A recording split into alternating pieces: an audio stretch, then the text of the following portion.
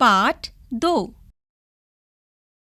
पृष्ठ 7 शेखीबाज मक्खी। रचनाकार योगेश जोशी।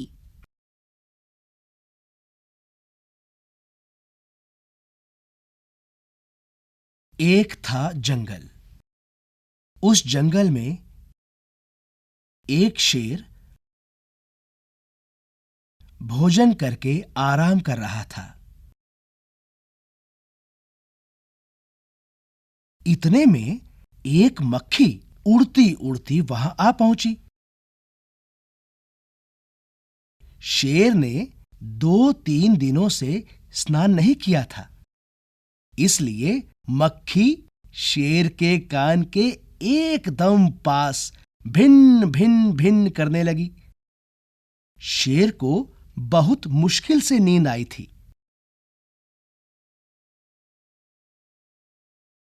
उसने पंजा उठाया, मक्खी उड़ गई। लेकिन फिर से शेर के कान के पास भिन्न भिन्न शुरू हो गई। अब शेर को गुस्सा आया। वह दहाड़ा, अरे मक्खी, दूर हट, वरना तुझे अभी जान से मार डालूंगा। मक्खी ने धीरे से कहा, छी छी, जंगल के राजा के मुंह से ऐसी भाषा कहीं शोभा देती है। पृष्ठ 8 शेर का गुस्सा बढ़ गया। उसने कहा, एक तो मुझे सोने नहीं देती, ऊपर से मेरे सामने जवाब देती है। चुप हो जा, वरना अभी। मक्खी बोली, वरना क्या कर लोगे? मैं क्या तुमसे डर जाऊंगी? मैं तो तुमसे भी लड़ सकती हूं। हिम्मत हो तो आ जाओ। पृष्ठ 9 शेर आग बबूला हो उठा। उसने कान के पास पंजा मारा। मक्खी तो उड़ गई, पर कान जरा छिल गया। मक्खी उड़कर शेर की नाक पर बैठी, तो उसने मक्खी को फिर पंजा मारा। मक्खी उड़ गई। अब की बार शेर की नाक छिल गई। मक्खी कभी शेर के माथे पर बैठती, कभी गाल पर, तो कभी गर्दन पर। शेर पंजा मारता जाता और खुद को घायल करता जाता। मक्खी तो फट से उड़ जाती। अंत में शेर ऊब गया, थक गया। वह बोला, मक्खी बहन, अब मुझे छोड़ो। मैं हारा और तुम जीती, बस। मक्खी घमंड में चूर होकर उड़ती उड़ती आगे बढ़ी। सामने एक हाथी मिला। मक्खी ने कहा, अरे हाथी, मुझे प्रणाम कर। मैंने जंगल के राजा शेर को हराया है, इसलिए जंगल में अब मेरा राज चलेगा। हाथी ने सोचा, इस पागल मक्खी से बहस करने में समय कौन बर्बाद करे। हाथी ने सूंड ऊपर उठाकर मक्खी को प्रणाम किया और आगे बढ़ गया। सामने से आ रही लोमड़ी ने यह सब देखा।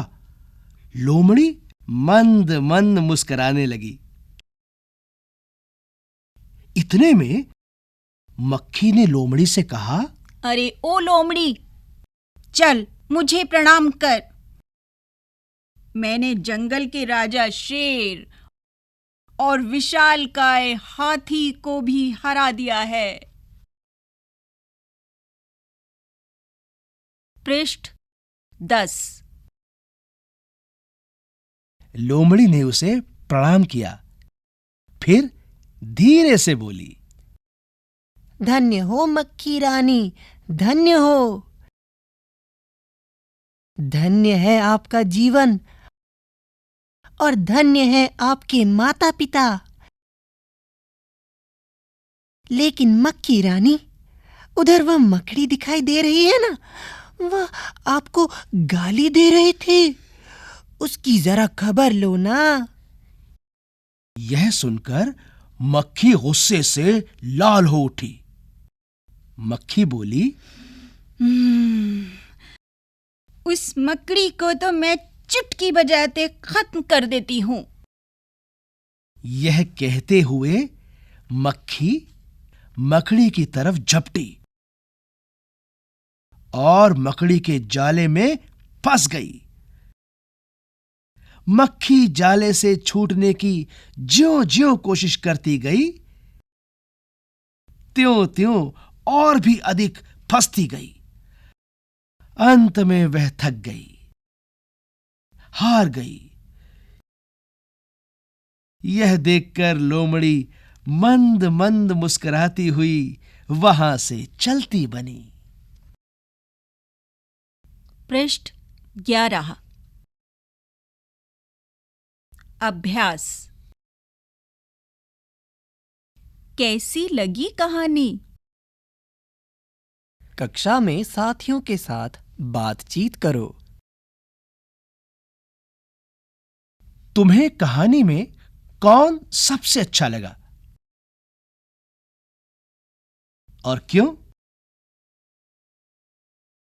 मक्खी मकड़ी के जाल में फंस गई थी। फिर क्या हुआ होगा? कहानी आगे बढ़ाओ। कहानी का नाम।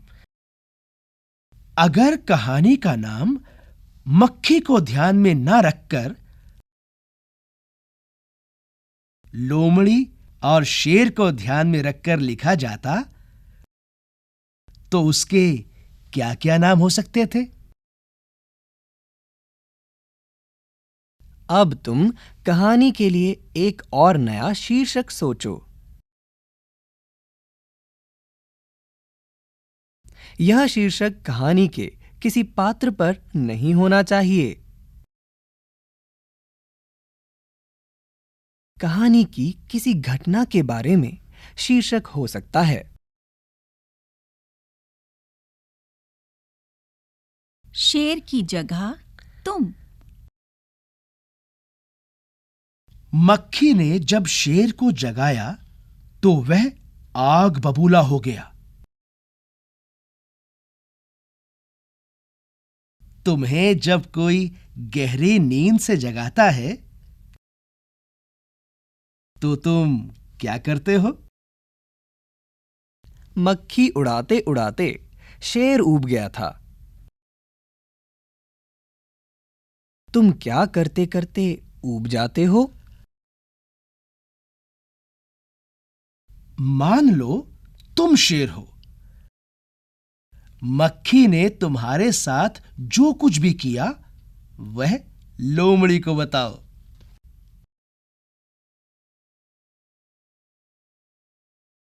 पृष्ठ 12।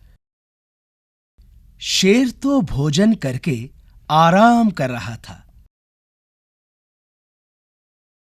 तुम खाना खाकर क्या करते हो? अक्सर रिक्त स्थान, कभी-कभी रिक्त स्थान। शेर ने भोजन में क्या खाया होगा? तुम क्या क्या खाते हो? रिक्त स्थान। रिक्त स्थान। किसने क्या कहा? यहां कहानी से जुड़ी तस्वीरें दी गई हैं। उसमें कुछ ना कुछ बोला जा रहा है।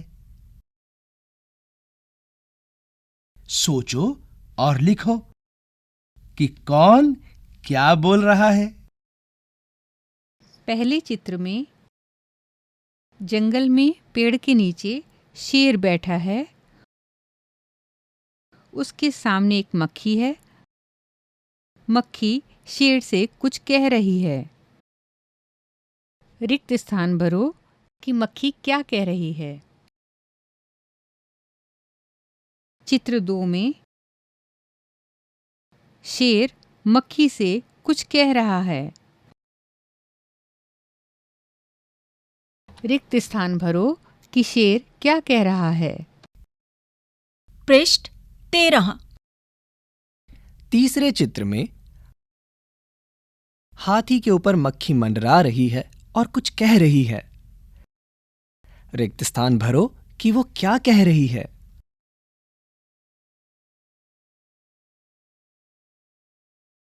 अगले चित्र में मक्खी लोमड़ी से कुछ कह रही है। सोचो और लिखो कि मक्खी लोमड़ी को क्या कह रही होगी। रिक्त स्थान। अंतिम चित्र में लोमड़ी कुछ कह रही है और मक्खी मकड़ी के जाल में फंस चुकी है। रिक्त स्थान भरो। कौन क्या? कहानी के हिसाब से बताओ। घमंडी। रिक्त स्थान। चतुर। रिक्त स्थान। समझदार। रिक्त स्थान। डरपोक। रिक्त स्थान। सबसे चतुर। रिक्त स्थान। आलसी। रिक्त स्थान। पृष्ठ 14। चुटकी बजाते ही। चुटकी बजाने का मतलब होता है बहुत जल्दी कर लेना। तुम कौन कौन से काम चुटकी बजाते ही कर लेते हो, बताओ। अब तुम अपनी एक टोली बनाओ। तुम में से एक लीडर बनेगा। वह बाकी बच्चों को करने के लिए काम देगा, जिसे चुटकी बजाते ही करना होगा। जैसे बाहर से 5 पत्तियां लाओ और उनके नाम बताओ।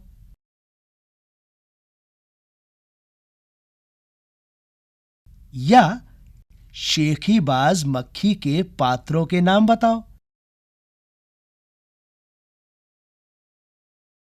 जो सबसे जल्दी कर ले वह लीडर बने। रास्ता ढूंढो। यहां पर एक चित्र पहेली दी गई है, जिसमें 5 रास्ते हैं और एक मकड़ी है। मकड़ी अपना रास्ता ढूंढ रही है। यह मकड़ी उस रास्ते से जाना चाहती है जिस पर चलकर सबसे ज्यादा जाले मिलें। अंदर जाने के लिए 1, 2, 3, 4 और 5 में से कौन सा रास्ता होगा? बताओ। पृष्ठ 15। भाषा की बात।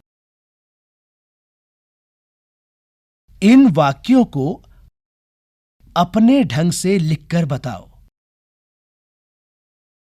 1. शेर आग बबूला हो उठा। 2. उसकी जरा खबर लो ना। 3. उस मकड़ी को तो मैं चुटकी बजाते ही खत्म कर देती हूं। 4. जंगल के राजा के मुंह से ऐसी भाषा कहीं शोभा देती है? उड़ते मंडराते। इनके पास तुमने अक्सर किन किन को उड़ते मंडराते देखा है? 1. जलते बल्ब के आसपास रिक्त स्थान। 2. खेतों में रिक्त स्थान। 3. इकट्ठे पानी के ऊपर रिक्त स्थान। 4. फूलों पर रिक्त स्थान। 5. कचरे के ढेर पर रिक्त स्थान। 6. हलवाई की मिठाइयों पर रिक्त स्थान। कौन है शेखीबाज? क्या तुम किसी शेखीबाज को जानते हो? कौन है वह? वह किस चीज के बारे में शेखी बगारता है? बताओ। पृष्ठ 16 और 17। यहाँ पर एक चित्र दिया गया है और अभ्यास है कहानी खोजो। कहानी खोजो। इन चित्रों में छिपी है कहानी।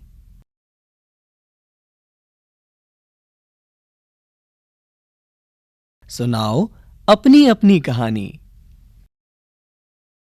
बच्चों, यह चित्र महाराष्ट्र की वर्ली शैली में है। इस चित्र की बारीकियों पर ध्यान दो और आपस में चर्चा करो।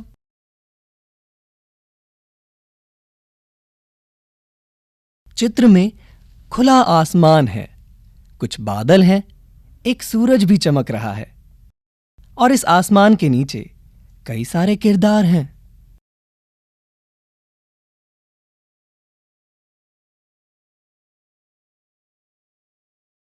कुछ लोग हैं जो घर के अंदर बैठे हैं।